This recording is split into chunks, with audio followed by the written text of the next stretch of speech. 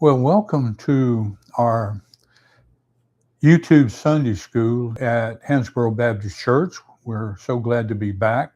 I hope you enjoyed it. Remember, we could not get Facebook to work out, so we've gone to YouTube, and I will be putting other addresses or this address on all my sites for you to see so you can come and join us here on YouTube. Now, remember, this is for people that can't make it to Sunday school. We have a in-house Sunday school on Sunday morning at 9:30, and then we have worship service at 10:30.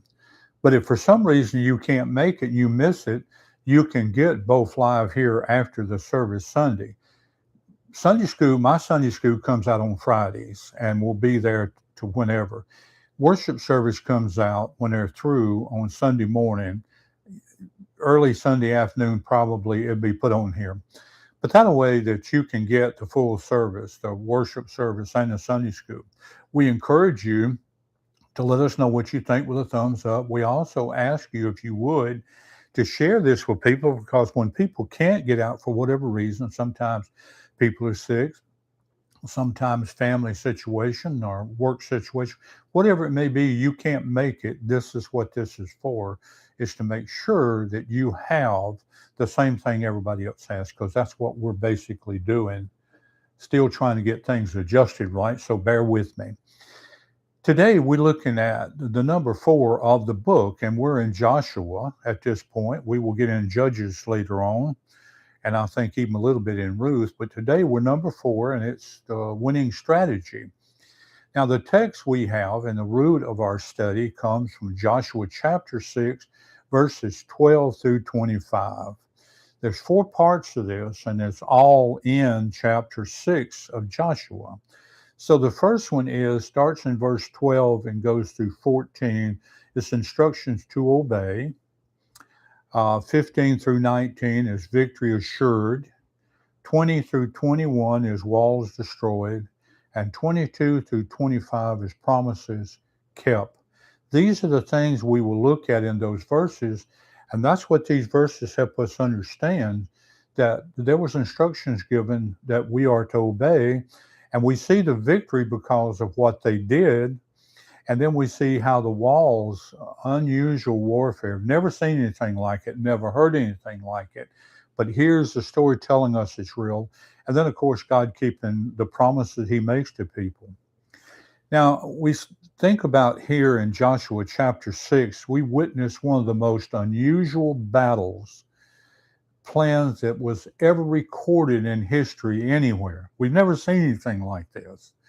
And you won't after, because this is unique. This is God at work.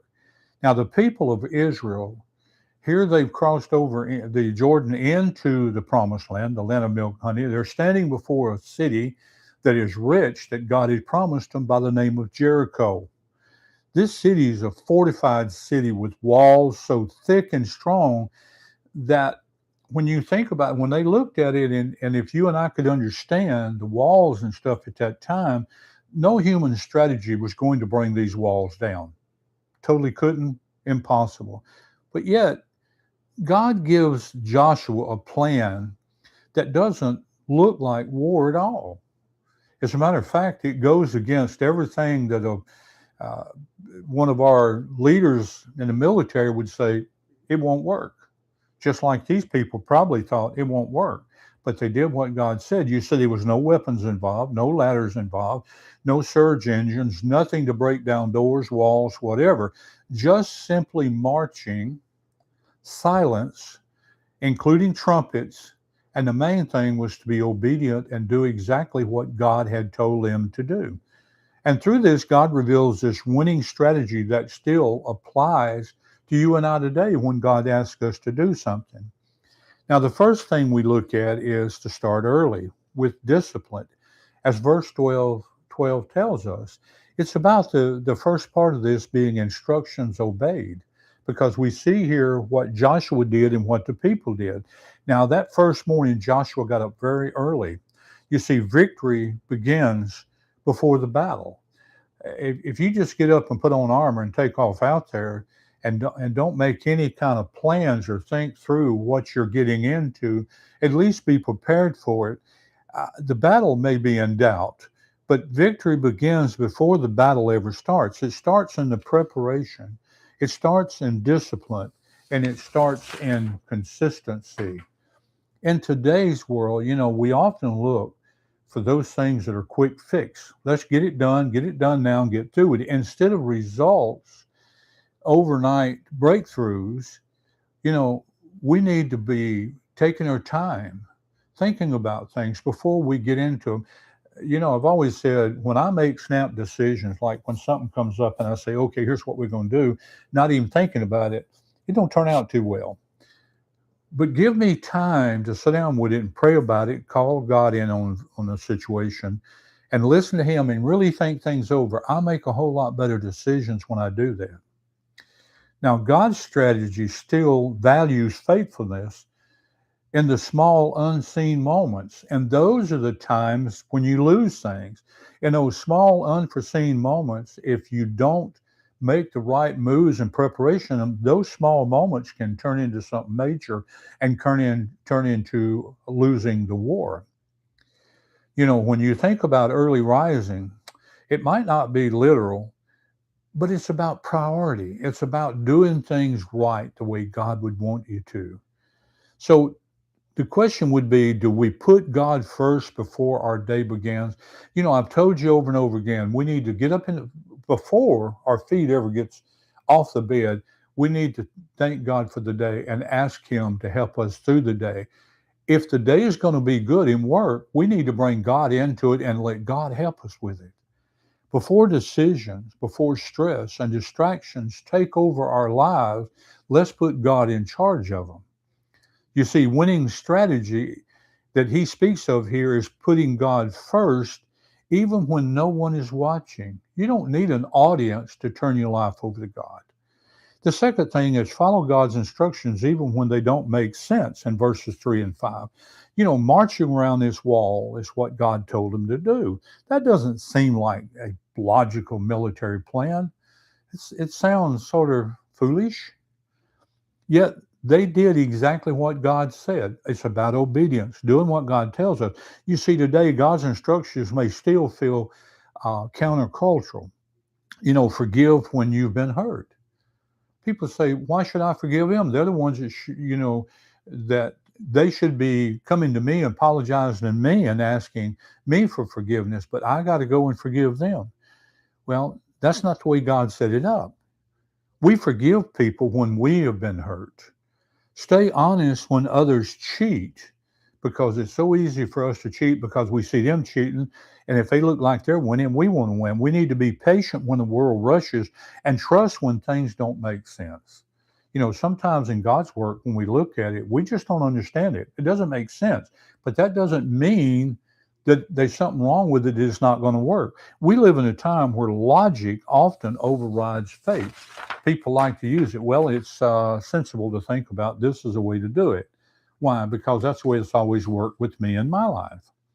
But it's not always the way it works when God is involved in a thing. But God always, his ways are always much higher than ours. Winning strategy means obedience over understanding.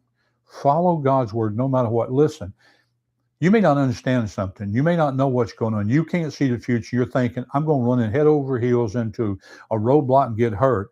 But if God is leading, he won't let you. It'll be okay. That's faith. The third thing is consistency over hype in verses 14 and 15. That is when we assume victory. Victory assumed. They marched once a day for 6 days. Think about it. Around and around and around. No visible results, no cracks in the walls. This is where a lot of people would have said, I've had enough. I'm not going to do this anymore. And they would quit.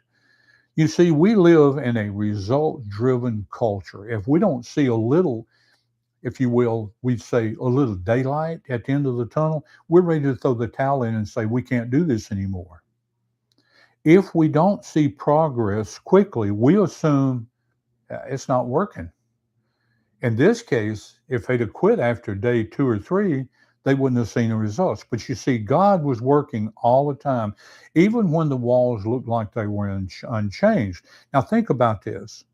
Think about praying for your family. God will answer it, but He may not answer it real soon in your time. Building your career, growing spiritually, breaking bad habits. Things take a little time. You talk to God, God will work things out, but we have to be faithful and we have to be patient and consistent. You see, most victories don't happen instantly, they happen through steady obedience. That is, repeatedly being obedient to God, not just when you're asking something, wanting something, you're really good about going to God and humbling yourself. Then as soon as you get through with asking Him, you're back to doing whatever you do. No, that means that you bring this obedience from here, this doing what God said from here, into the future with you. You see, winning strategy keeps showing up even when nothing seems to change, it shows up. And then next is again, victory assumed. There's a right time to shout, verses 16 and 20, as we found out in this thing. For days they were silent, never said a word. Then at the appropriate time, a time that was appointed by God, they shouted. And you see, God's time matters. Some battles that we get in, God tells us and tries to keep us silent because it requires silence. Others require boldness. You see, in today's times, there are moments to stay quiet. There's moments that we need to put total trust into God, knowing that He'll take care of it, and moments to speak, to declare, and to act in faith. The thing we need to come to understanding is discernment is the key. Not every moment is for reacting. There's a lot of times that we should just be quiet, stay out of it, let it run its course, because God's got control of it, and God's going to let it, He's going to take it to its course, and at the end of it, it's going to be okay. But if we react and get in it, we could interrupt that and change that and cause a bad outcome, especially for us. You see, not every situation needs our voices. Sometimes we just need to keep our voices to ourselves. You see, when God says move, you move, but don't move until God tells you to. Well, how are you going to know? Well, do you listen to Him? Do you talk to Him? Do you ask Him to guide you in that? You see, the winning strategy in this part of it is to know when to be still and quiet and zip this, and when we should act and when we should use this for the right cause. Now, when it comes time to use this, let's make sure that God has got control of our tongue and we're saying and doing the right things. The next thing is God gives victory in verse 20. Well, that's when the walls are destroyed. People were shocked when all of a sudden the walls started cracking and collapsing. These huge walls that no man is going to be able to break through. You see, the walls didn't fall because of some human strength. We like to say that we're strong enough to take care of things. Humans are very proud people. They really are. And they think they've got a solution to everything. That gets us into trouble. You see, these walls fell because God intervened, not because mankind did anything. Do you think that their feet clapping on the ground, do you think they're shouting because of humans did that? No. God set the thing up to do that because He wanted everybody there to see, including the ones that was losing the wall, including especially the Israelites, to see when God tells you something, God will, He will deliver. You know, we often rely on things like connections, human connections. Well, I learned over the years sometimes it don't work because I was sent to places that there was family of people I knew personally, even some of my own family. And I should have gotten a yes, maybe. But every time I went to a place like that with connections, I always got a no. It's when I went to other places. You know, people rely on not only on connection, but money. You know, money won't buy everything. Money is temporary. Money will get you in trouble. We often rely on intelligence. You know, I don't care how many. It's like one time I went for a job, and the guy says, "Well, you got these papers, these degrees and stuff, and I can't hire you." I said, "Well, I can do the job. I know what it." He said, "Well, but you're too qualified. You're too intelligent to take something like this." You ever heard that? Influence. We rely on influence sometimes, and like I say, I've known people going to apply for jobs. One in particular with the highway department. I knew a guy and asked him to help me out, but that influence didn't work out so well. But you see, real lasting victory doesn't come through connections, money, intelligence, influence. It comes from God. This doesn't mean we don't work. It means we don't depend on our work alone. It doesn't mean we quit and go home and God's going to furnish everything. No, He gives us what we need to go out and work and supply the things we need. But it means we don't depend on just that work, because we wouldn't have that work if God hadn't given it to us. Let me tell you, I think about now, I look around my house, my family, the work I've done all these years, what I'm doing right now. And I know this, if it wasn't for God, I wouldn't be doing this. Don't kid yourself. You wouldn't have what you have if God wasn't there with you, giving it to you. So the winning strategy simply is trust God as your source, not just your effort, because He's the source of everything in your life, your family, your work, your food, the house you live in, the bed you sleep in. And then grace in the middle of judgment, verses 22 to 25. This is a promise kept. You remember Rahab, the lady in Jericho. Now, while Jericho fell, Rahab and her family was saved. Now, think about it. Here's a lady that was prostitute, doing all these things, but yet her and her family was saved. Why? Because she believed that the God of Israel was the true God. Now, this reminds us, when we think about her and her family, that even in destruction, God remembers mercy. God never forgets what you do. Everything you do every day, you're sowing seeds of what your outcome, your consequence is going to be. And God never remembers any of it. If you're out there helping somebody, showing mercy, God's going to give you mercy. In today's world, where everything feels divided and torn apart and harsh, God is still saving. He's still restoring, still honoring faith, even from unexpected people. Sometimes when we least expect Him, there He is. That's like the future. One day we're going to least expect Him. He's going to open the sky and come for His people.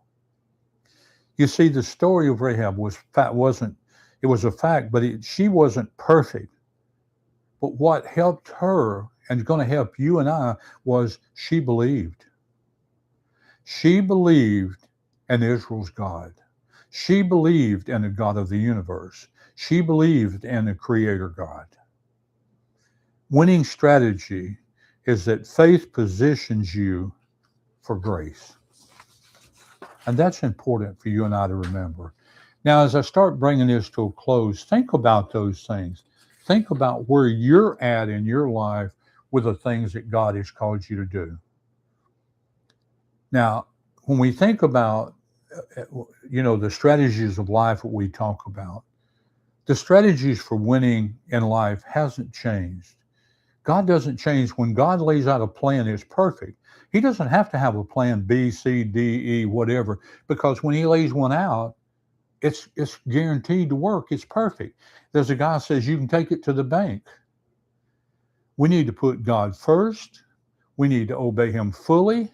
We need to stay consistent, trust His timing, depend on His power, and walk in faith, knowing all of these things. That putting Him first, that obeying Him fully, and staying consistent, trusting His timing, and depending on His power, that when we walk in faith, all of that is because of that. We walk in faith knowing all of those things are fact, are true. You see, Jericho represented the impossible walls in your lives today. We have them in our lives today. Maybe we don't see a wall that's 10 foot thick standing in front of us, but we have walls that's 10 foot thick that's out there, like fear, addiction, financial struggles, broken relationships, and absolutely uncertainty. We live in a world that is so turned upside down that uncertainty is a major factor in the world that we live in. But you see, God is saying this: you don't need a new strategy. You need my strategy. And my strategy started when I created this thing and created you. I gave you my strategy. We have a Bible that talks about his strategy. If we take his strategy, we don't need anything else. His strategy has never changed. We don't need a new strategy. And if somebody comes in and says, I got a new strategy I want to give you, I'd be careful. And when you follow his strategy, walls today still crush and fall. So all of these things, the fear, addiction, financial struggles, broken relationship, uncertainties, all of these walls will crumble in front of you. Now, God said you'd go through tough times, and we do in the world we live in. We go through tough times. Everything is not so easy. But if we put God first and we do what we said, walk in faith, knowing that all of these things, he's creator. He's in charge of them. He can make those things work. You can't. But putting him first, walking in faith, knowing that he's still there, these walls of this world and Satan and evil and flesh will all crumble and fall. Because he can make them do that. But only he can. God bless. I hope you enjoy these. And tell people about our new YouTube thing. Again, if you come here and see this, if you'll subscribe, every time we do something, it'll notify you that we're doing something. If you want to watch it, you click into it. Invite people to come. This is open to everybody. This is for anybody. We got a lot of shut-ins out there. We got people that's sick every weekend. You see, my wife and I both we're so close to being shut-ins, it's unreal. We don't go a lot because of our health. We got some issues going on. But this is what this is for. You know people out there that can't get out, that's sick. And sometimes maybe you can't make it. Well, you got YouTube here where you can find our worship service after Sunday morning, and you can find Sunday school after Friday, starting on Friday. And you can keep up with us and have the same thing that will go on during our regular service in-house. Invite people. You know people we don't know, but you could invite somebody that needs this very much. God bless. I hope you enjoy this. Father, thank you so much for our new program here on YouTube, and I pray that the people that come listen to it will subscribe and continue coming and supporting and helping us to reach out to those around. And I pray that they will share this and let people know where it's at. Share the address that I'll be putting on there and where they find this, and help people, because they could be the difference of one person coming to know you and not knowing you.